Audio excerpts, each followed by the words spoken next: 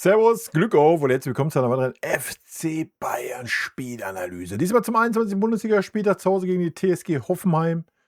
Ein klarer 5:1 Sieg. Leider aus meiner Sicht durch den Schiedsrichter relativ früh entschieden, der Bums. Ja, ja, wenn wir das zum HSV-Spiel nehmen, waren wir heute auf jeden Fall die glücklichere Mannschaft von Schiedsrichterentscheidungen. Das muss man ganz klar sagen. Für mich war die erste Szene kein Elfmeter. Und damit natürlich auch keine rote Karte und da war das Spiel eigentlich entschieden. Wenn man den FC Bayern kennt, weiß man, das Spiel ist durch. Punkt. Ja, klar, Hoffenheim war danach die bessere Mannschaft mit 10 Mann, hat hochverdienterweise das 1:1 gemacht. Aber auf die lange Strecke gesehen, klar, dass wir dann vor der Halbzeit noch den zweiten Elfmeter kriegen, der für mich ein Elfmeter war. Das war einfach dumm, da sich so in den Mann zu schmeißen. Da muss man schlauer agieren. Dann natürlich noch das 3:1. Ja, da war der Bums gelaufen. Ja, Hoffenheim hat nochmal alles reingeschmissen in der zweiten Halbzeit. Und mit dem 4:1 war das Spiel durch und dann ist es dahin geplätschert. Dann haben wir noch den Schlusspunkt nochmal durch den überragenden Luis Diaz gesetzt. Schade. Wir können das Spiel, ich habe ja gesagt, das Spiel gegen Hoffenheim können wir dann so ein bisschen als Maßstab nehmen. Das können wir jetzt nicht wirklich. Ja, so lange Zeit gegen 10 Mann ist natürlich was ganz anderes. Und wenn man dann noch schaut, wie TSG mit 10 Mann uns im Griff hatte, wenn man ehrlich ist, ja, keine Ahnung, schwierig. Ja, sehr schade. Ich habe mich auf ein schönes Spiel gefreut. Ich habe ein sehr, sehr ausgeglichenes Spiel gesehen bis zu dieser Elfmeterszene und der roten Karte. Von daher sehr schade. Ein bisschen glücklich für uns. Natürlich am Ende hoch verdient, so, da brauchen wir nicht drüber reden. Ja, sehen wir gleich auch anhand der Statistiken mit Sicherheit. Aber ich hätte mir gewünscht, wenn's anders gelaufen wäre. Ja, wahrscheinlich kannst du ihn irgendwie geben, ich weiß es nicht. Für mich war es ganz klar kein Elfmeter, ja, weil Luis Diaz zieht auch erstmal am Arm. Ähm, weiß ich nicht. Dazu die rote Karte, das ist halt schon knüppeldick und hart, ja. Also, habe ich persönlich nicht gefühlt und fand ich nicht gerechtfertigt. Der zweite Elfer war ein Elfer für mich, ganz klar. Aber der erste, den kannst du nicht geben, Alter. Erst recht nicht keine Ahnung, ey. Das entscheidet das ganze Spiel halt. So, machen wir uns nichts vor. Ja, den Elfmeter, klar, den kannst du noch wegpacken. Der 0:1 Rückstand musst du halt auch wegmachen können als Hoffenheim, was sie dann auch getan haben, sogar zu 10. Ja. Dass es auf lange Strecke dann nicht reicht mit einem Mann weniger gegen FC Bayern, ist doch auch klar. So, ja. Deswegen ein bisschen schade für mich. Es wäre schön gewesen, das mal auf Pari zu sehen von der Spieleranzahl her. Ich glaube, das wäre noch ein sehr, sehr hartes Stück und ein sehr, sehr interessantes Spiel geworden. So ist es dann, ja, am Ende das geworden. Für uns natürlich gut so keine Frage, ja. Den Abstand auf 6 Punkte ausgebaut. Wir können entspannt in den Februar starten. Alles ist fein.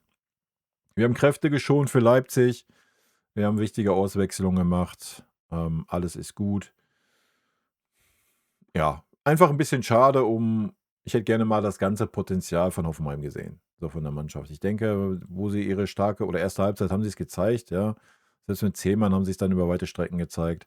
Ähm, aber klar ist auch, dass du den FC Bayern, da nicht in Schach halten kannst, ja. Und natürlich,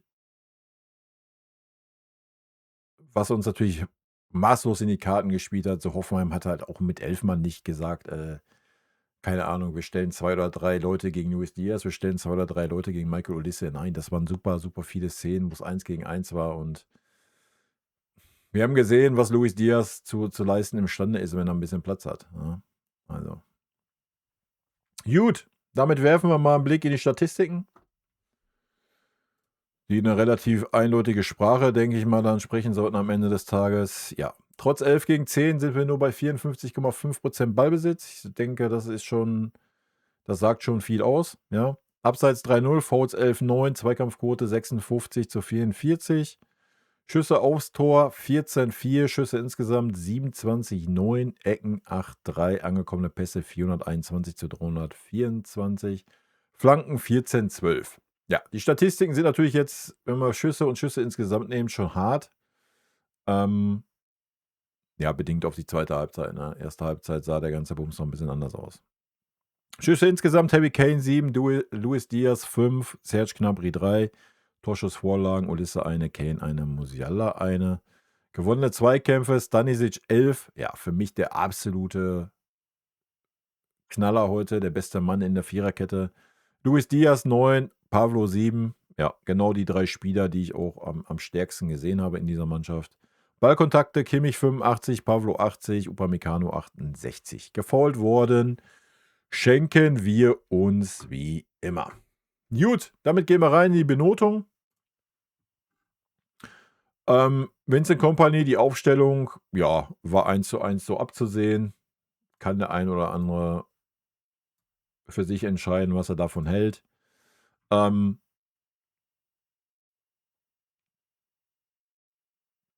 Die Auswechslung, die 3 Wechsel in der 63. fand ich fein. Ja, ich weiß nicht, warum man dann nicht noch den 5. Wechsel gezogen hat. I don't know. Ich glaube nicht, dass alle, die noch draußen saßen, am Mittwoch starten werden, ne?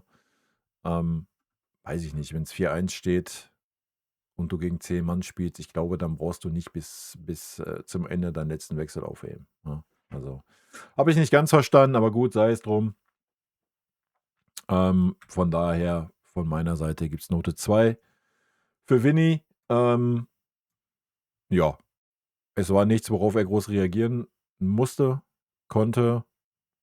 Ja, das Tor für Hoffenheim war ein individueller Fehler von Manuel Neuer, obwohl Hoffenheim davor riesige Chancen hatte, die nicht gemacht haben.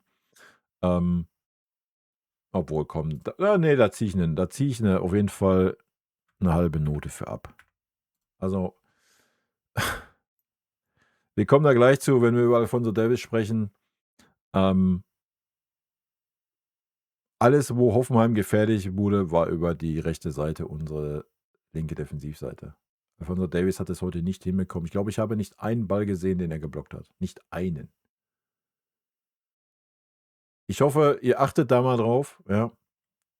Wenn wirklich Flanken kommen, ja, wo die herkommen. Kann ich euch empfehlen. Manuel Neuer. Manuel Neuer hat ein gutes Spiel gemacht, bis auf seine individuellen Aussetzer. Ich habe ihn bei einer 2,5 gesehen. Hatte fußballerisch, ja, das eine oder andere. Das denkt man, da sieht man, weiß ich nicht, ob das am Alter liegt. Ich habe keine Ahnung, Konzentration, ich weiß es nicht. Da baut er auf jeden Fall immer mehr ab, wie ich finde. Gerade im Gegensatz zu Jonas Urbich. Auffellinie immer noch ein Monster, haben wir gesehen. Von daher wäre ich bei einer 2,5 gewesen für Manuel Neuer. Aufgrund des Ding, was er sich gerissen hat, gibt es eine 3,5. Gut, ja, da sind wir ja auch schon bei unserem Sorgenkind. Wie gesagt, ich bewerte Alphonso Davies als Außenverteidiger, weil er als Außenverteidiger aufgestellt ist und von daher gibt es von meiner Seite die Note 5. Punkt. Ja, ihr könnt da gerne argumentieren, bla bla bla, ist mir scheißegal. Ja, wenn ihr da heute drauf geachtet habt, Alphonso Davies hat wieder nicht eine Flanke verhindert und zum Glück ist nichts draus passiert so, ja, weil Hoffenheim die Kopfbälle nicht gemacht hat, aber die Flanken kamen alle schön über die Seite reingeschimmert, ja. Auch die Diagonalbälle, die Flankenwechsel dann auf die Stanisic-Seite rüber, da war nicht einmal mal, dass da mal ein Zweikampf versucht wurde. Vorne war es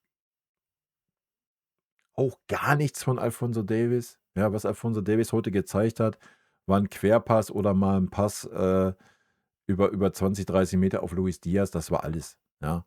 Ansonsten war da gar nichts zu sehen von Alphonso Davies. Und sorry, wenn ich das so sage, das ist mangelhaft. Ja. Das reicht für den FC Bayern nicht. Und erst recht nicht, wenn wir sein Gehalt mit einbeziehen, dann sind wir eigentlich bei einer Note 6, Alter. Da ist er mit einer 5 noch gut aufgestellt. Junge, Katastrophe. Jonathan Tah, ja, wie immer eine sehr, sehr souveräne Vorstellung, denke ich. Ich habe nichts Schlechtes gesehen. Die gelbe Karte, ja, das war eine gelbe Karte, das war ein Foul. Punkt. Da muss man auch nicht rumdiskutieren. Ja, ansonsten war es eine tadellose Leistung von ihm, genauso wie von Opa. Ja, Opa habe ich eine Schwäche gesehen, einmal unter dem Flankenball durch. Ja, aber wir sind noch bei Jona.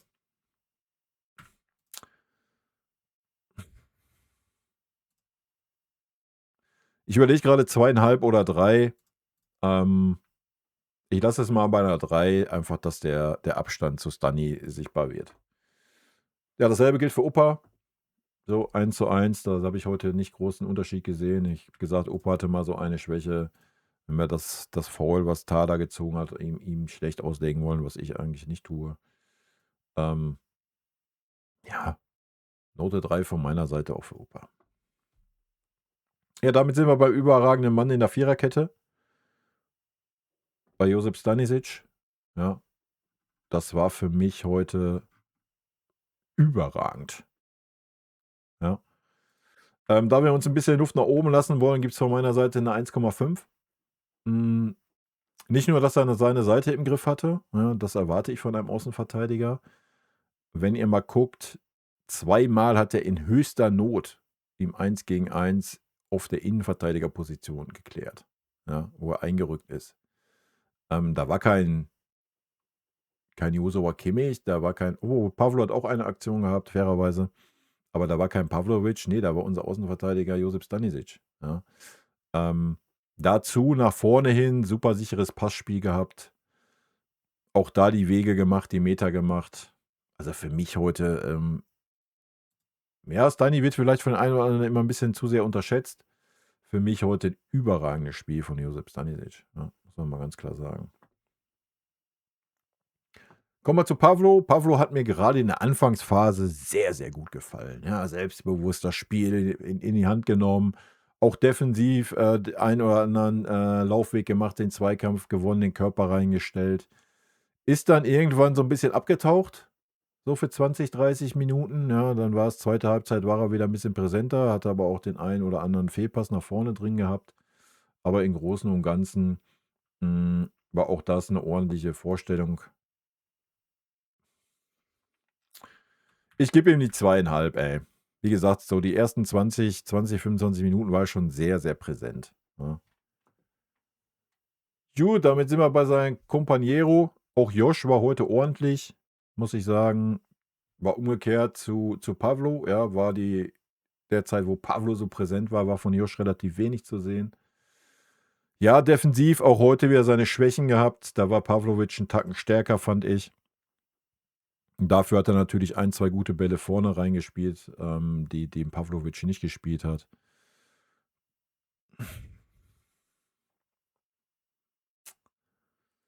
Ja, ja, ja, ja. Ich tendiere auch hier zwischen 2,5 und 3. Wenn wir Kimmich an Kimmich messen, geben wir ihm die 3. Da ist noch Luft nach oben. Ja. Also gerade wieder das Defensivverhalten, so, da waren wieder 1, 2, 3 Aktionen, die waren wirklich grausam, Alter. Das muss man einfach sagen, ja. Es war auf jeden Fall, man hat gesehen, dass Josh die Woche gut getan hat. Ja, denke ich. Ich glaube, jetzt ist nochmal eine englische Woche, danach haben wir aber 3 mal 7 Tage Zeit. Ich glaube, danach werden wir ein Kimmich wieder auf anderem Level sehen, denke ich. Na, ich glaube, er braucht die Zeit einfach noch ein bisschen. Gut, damit sind wir bei Luis Diaz. Ja gut, da gibt es heute keine zwei Meinungen. Hat 2 Elfmeter rausgeholt, 3 Tore gemacht. Über was reden wir? Aber von Minute 1. Wenn es vorne dynamisch, gefährlich war, Luis Diaz war beteiligt, Luis Diaz war überall. Ja? Überall der Chancentod heute wieder. Ne? Es ist lächerlich, dass er nur 3 Tore gemacht hat. Also Frechheit einfach. Ne? Luis Diaz, also wirklich. Ja, Serge Gnabry. Ja, Serge hat, warte, bevor ich erzähle, da ist er. Serge hat so ein bisschen den Pavlo gemacht. Erste 20 Minuten war Serge sehr engagiert im Spiel drin, viele Ballkontakte gehabt, man hat ihn wahrgenommen auf dem Feld. Und dann hat sich Serge gedacht, ach, weißt du was, stimmt, ich habe doch den Vertrag unterschrieben. Ist doch alles gut, reicht doch. Und dann hast du Serge nicht mehr wahrgenommen auf dem Feld. Ja, dann hat Serge Gnabry wieder Serge Gnabry Sachen gemacht. Ist wieder abgetaucht, wie immer. Man hat ihn dann nochmal in der zweiten Halbzeit, ja, so 5 Minütchen, hat er nochmal sich gedacht, komm, ich zeige nochmal ein bisschen was. Und dann war Serge. Serge hat Serge Sachen gemacht. Das ist für den FC Bayern einfach definitiv zu wenig, meiner Meinung nach. Ja, und da muss man sich nicht wundern, wenn man am Ende des Tages in der zweiten Reihe steht. Ja. Da es aber jetzt nicht irgendwie katastrophal war oder sowas, ich meine, er wurde auch nicht umsonst ausgewechselt. Von meiner Seite gibt es eine 3,5. Ich denke, damit ist er gut bedient und wir schieben mal so ein bisschen die 0,25, die wir Josh eigentlich geben müssten, nach Serge rüber, damit er auf die 3,5 kommt. Ansonsten wäre es bei Kimmich eine 2,75 und bei Serge eine 4. Von daher sind ja die besten Bros, dann passt das schon. Das sieht für beide besser aus.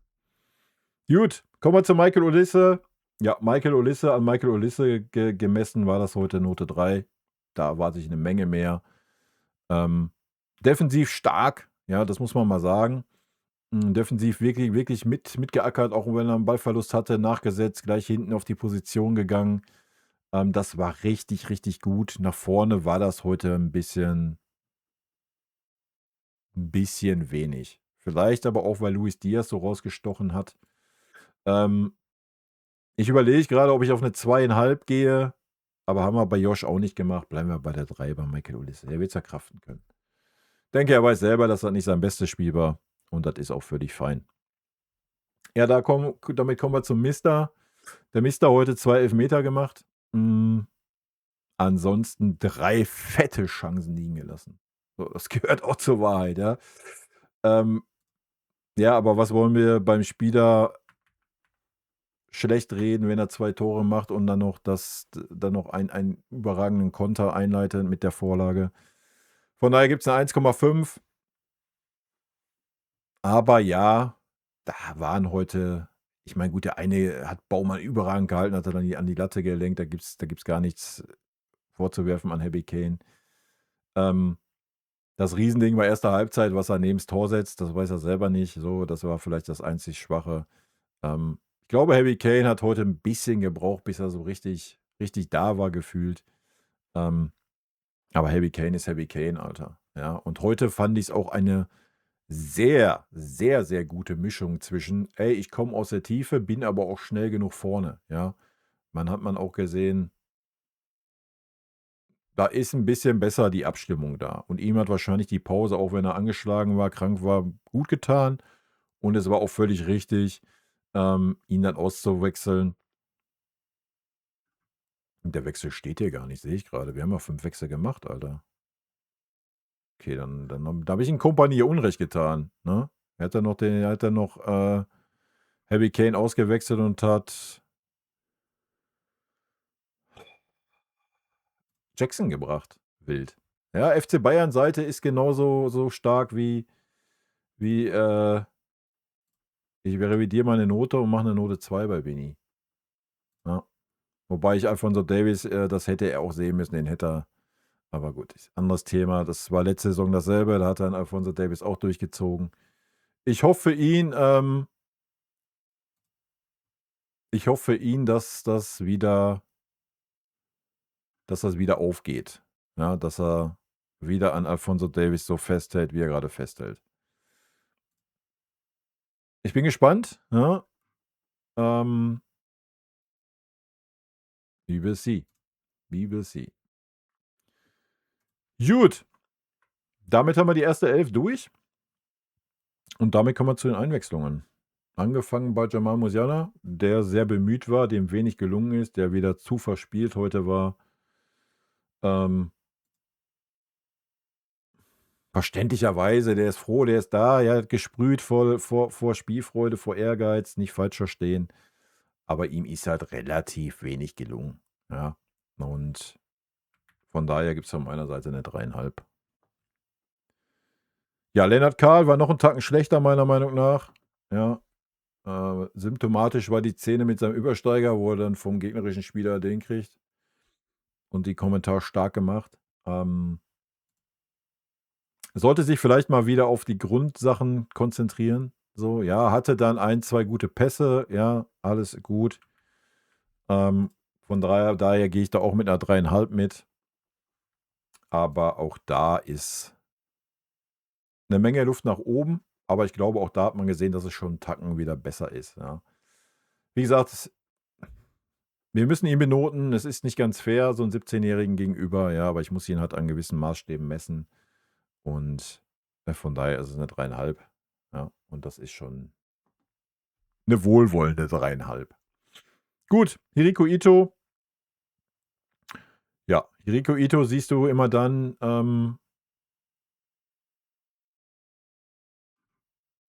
ja, wenn du ihn halt auch mal nicht siehst. Ja, als ich meine, er ist Innenverteidiger. Wenn er gebraucht wird in seinem Zweikampf, ist er da, super ruhig am Ball. Keine Ahnung, ich habe absolut null Kopfschmerzen bei ihm, ja. Ja, vielleicht im Kompanie-System muss er noch ein bisschen das genauso wie Minje das nach vorne verteidigen, noch ein bisschen verinnerlichen mehr, ja, was 'n Tah und 'n Upamecano natürlich schon viel, viel besser können. Aber ja, Hiriko, Note 3 von meiner Seite. Ich habe nichts Schlechtes gesehen von ihm. Gut, kommen wir noch zu Conny Leimer. Welcome back, Conny. Ja, das ist erst mal das Wichtige. Da ist er. Linksverteidiger heute. Ja, ich habe ihn auf jeden Fall wahrgenommen, die 10, 13 Minuten, die er auf dem Feld war. Ähm, benoten tun wir ihn für die Spielzeit nicht. Das war völlig fein. Er kommt aus einer Verletzung. Es ist schön, dass er wieder da ist.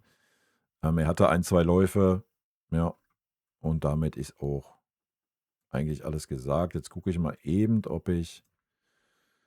die Einwechslungsminute finde von unserem letzten Spieler. Das wäre schön.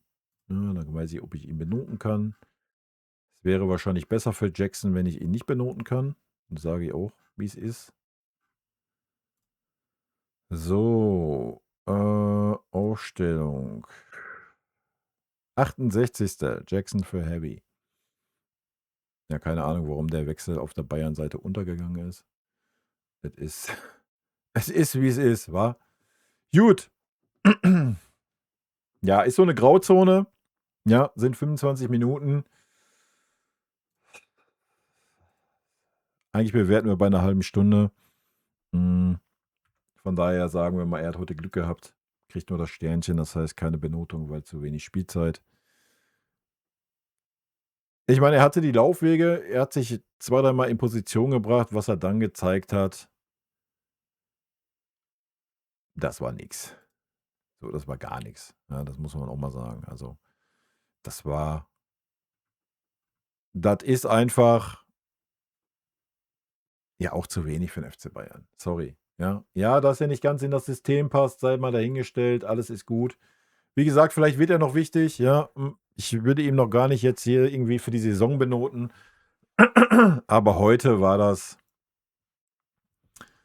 weiß ich nicht. Also, ja, belassen wir es dabei. Ich glaube, das ist das Beste, was wir machen können. Jetzt, auf ihn, für ihn gesehen, ist das Beste, was wir machen können. Ja, wie gesagt, das war 'ne sehr, sehr gute Mannschaftsleistung heute. Ähm, ja, in der Zentrale, wir haben den einen oder anderen wie gesagt, Alphonso Davies war für mich 'n Totalausfall. Ansonsten Serge Gnabry war eher Mittelmaß. Ansonsten war die erste Elf völlig fein, sehr, sehr stabil, ja. Und die Einwechselspieler waren sehr bemüht, auch wenn nicht alles geklappt hat und da noch Luft nach oben ist. Aber das ist auch gut so. So, wir haben gut ausgewechselt. Wir sollten frisch sein für Leipzig. Und ich bin auf das Spiel gespannt. Mal gucken. Ja, heute haben wir auf jeden Fall das Spielglück gehabt, das muss man sagen, ja, und auch das Schiri-Glück, auch das muss man sagen. Und war wieder ein Spiel, genauso wie das Hamburg-Spiel für mich. Ähm, ich gehe mal hier aus der Maske raus, wo man ganz klar sagen muss, ich weiß nicht, wofür es den VAR gibt, ja. Also, man muss mal wegkommen davon, dass man sagt, der VAR darf nur eingreifen bei ganz klaren Fehlentscheidungen. Also, gerade wenn es um Elfmeterszenen geht. Ja, wenn es um Elfmeterszenen geht, muss es genau wie bei Toren sein, dass der VAR jede Situation überprüft, ja. So, und hätte man die erste Situation überprüft, dann hätte es mindestens die Anweisung gegeben: „Ey, geh noch mal raus und guck dir noch mal die Zeitlupe an“, und dann hätte man den Elfmeter nicht gegeben, ja, und schon gar nicht eine rote Karte dabei. Also Sorry. Ja, das war sehr schade, ja, muss ich ganz klar sagen. Das war sehr schade. Das hat das Spiel entschieden, ja, auch wenn es dann erstmal, wie ich ja schon sagte, auch wenn Hoffenheim dann erstmal stärker war, aber am Ende raus hat die Szene das Spiel entschieden. Da gibt es, glaube ich, keine 2 Meinungen. Und das ist sehr schade, ja. Gut, Leute, rot-weiße Grüße gehen raus. Wir werden da morgen im Stream noch mal 'n bisschen drüber quatschen. Ähm, ja, 18 Uhr. Wer da sein will, let's go. Rot-weiße Grüße, Leute. Vielen lieben Dank für euren Support hier auf dem Kanal und in diesem Sinne, gute Freunde kann niemand trennen.